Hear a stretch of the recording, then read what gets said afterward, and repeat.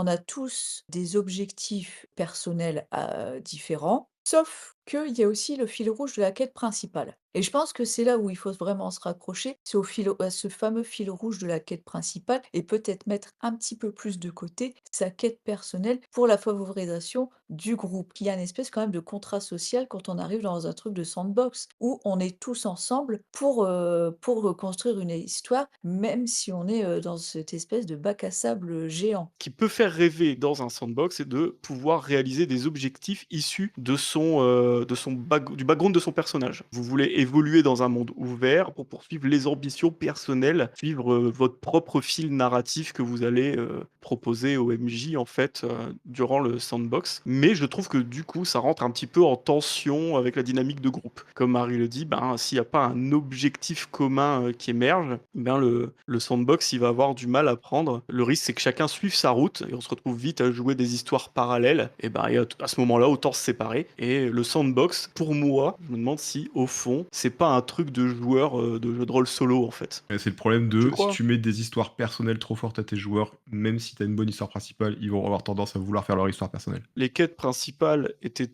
trop «engageantes» Secondaire, ouais. entre guillemets, ouais, si bien que tout ce que le jeu avait à proposer à côté semblait, fade par rapport à ça et vous aviez envie d'explorer, donc votre ambition personnelle plutôt que, d'aller découvrir ce que le jeu avait à offrir.